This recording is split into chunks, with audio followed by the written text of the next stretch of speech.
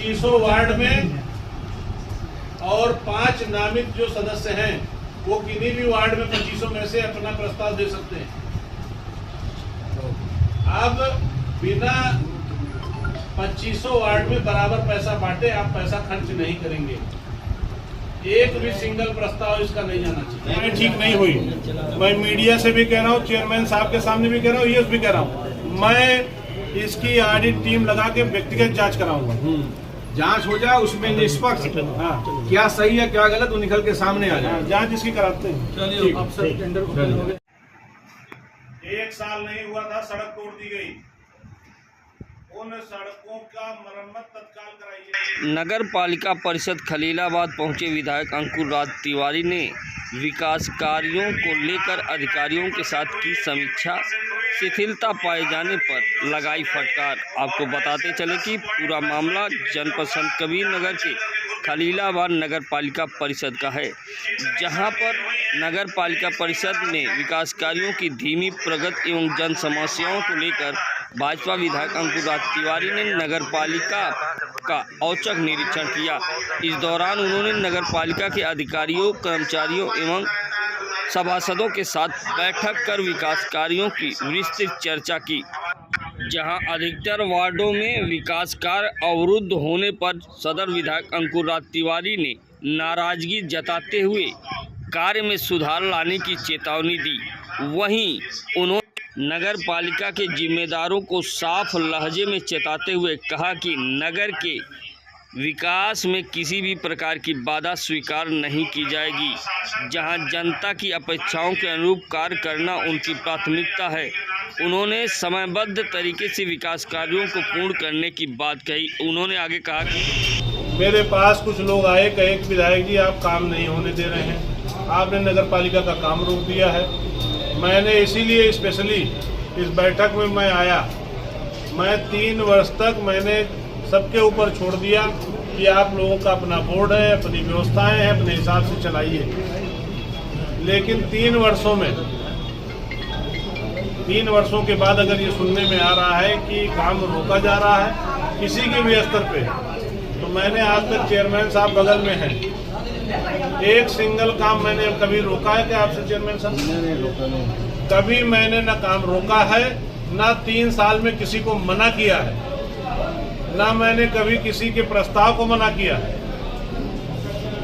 और अब चेयरमैन साहब से भी बात हुई है, इस तरह की अफवाह अगर कोई फैलाता है तो मैं स्पष्ट तरीके से बता दूं कि उसके ऊपर कार्रवाई कराऊंगा।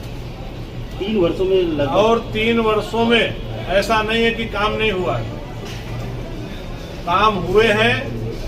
काम जो बचे हैं और सभासदों के प्रस्ताव की वरीयताएं जो हैं उनको और बढ़ाई जाए।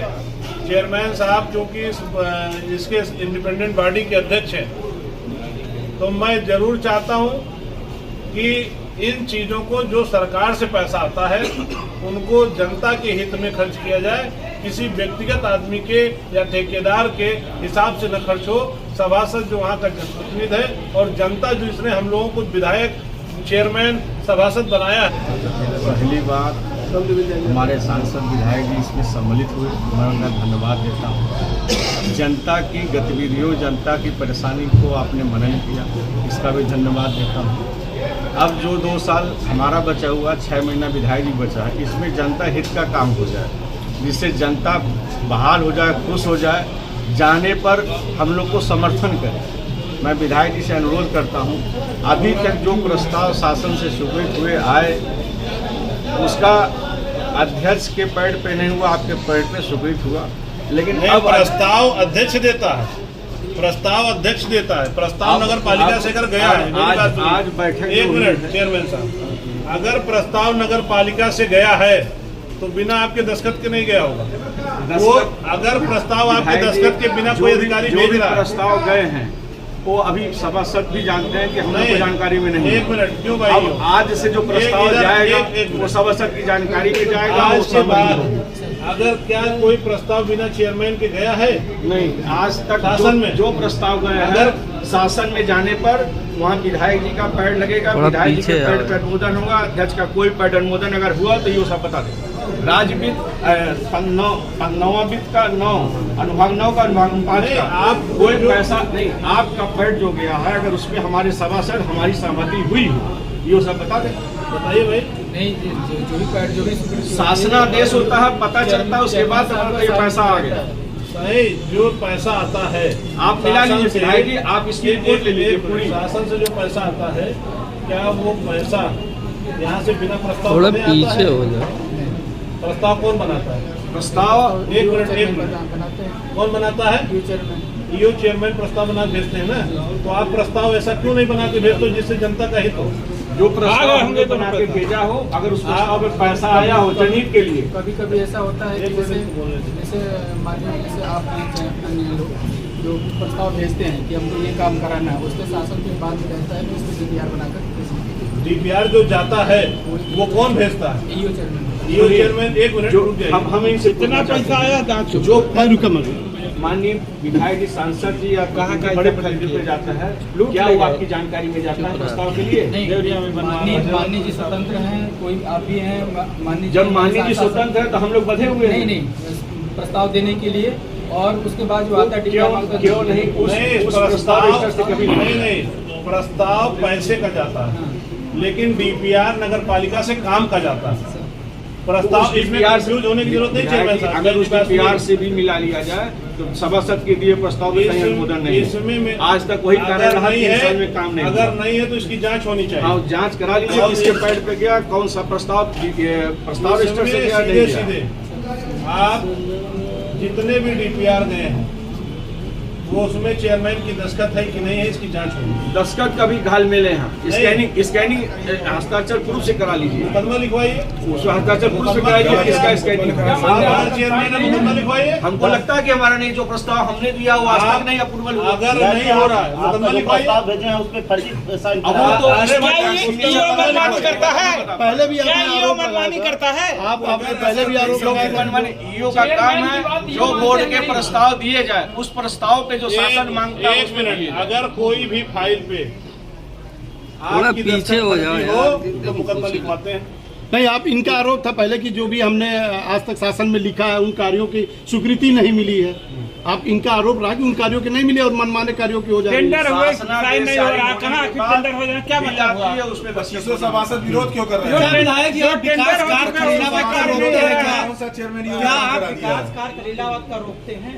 कौन? आप किसने रोका, वही पूछ रहे हैं। विकास कार्य जब कोई सड़क बनती है, आप लोग मीडिया के सुनिए उसे, जब विकास कार्य तभी रुकता है जिसकी जानकारी अध्यक्ष सभासद ईओ को नहीं होती है, तब वहाँ विकास कार्य रुकता है और उस पर कार्य हो जाता है। ये बताइए, अगर कोई भी प्रस्ताव बिना चेयरमैन के दस्तखत के, बिना ईओ के दस्तखत के यहाँ काम हुआ होगा, मैं कह रहा हूँ उसको श्रमदान घोषित करा दूंगा। आप पत्रकार बंधु हैं, पूरे खलीलाबाद में पता कर लीजिए, अगर कोई भी प्रस्ताव शासन गया हो बिना ईओ और चेयरमैन के दस्तखत के DPR गया हो, तो मैं उस काम को श्रमदान घोषित करा दूंगा, उस ठेकेदार को ब्लैकलिस्ट करा दूंगा। आरोप तो यही लग रहे हैं विधायक जी की, मतलब जो कार्य दिए गए हैं, जो आरोप कार्य अब दिए नहीं गए उसकी लगेगा। स्वीकृति नहीं होती। आरोप अब नहीं लगेगा, अब जो होगा सामने होगा, जनता के सामने होगा, जनता को हिसाब देना है। विधायक जी, जो टेंडर हो गए उन पे साइन नहीं कर रही हो, लटका हुआ है काम, कई महीनों से चलाया जा रहा है, उधर काम नहीं करा रहे हैं। बताइए चेयरमैन साहब, टेंडर वाले काम क्यों नहीं हो रहा है जिनका टेंडर हो गया है? कुछ पे दस्तखत आपका हुआ, कुछ पे रुका हुआ, क्यों रुका? क्यों रोके हुए हैं? इधर वर्क हुए थे, माननीय चेयरमैन साहब ने 2 पत्र लिख करके मुझे टेंडर निरस्त करने के लिए कहा था। 2 पत्रों के माध्यम क्यों से चेयरमैन हमने आप इसलिए पाठ्या उसमें 6 महीना पहले क्रमांक अंक डाला था डिस्पैच का, जिसमें मेरी सहमति उस टेंडर पे नहीं थी। ऐसा था नहीं, सब पे सहमति रहती है, और ऐसा नहीं है जो मेरी सहमति विकास कार्य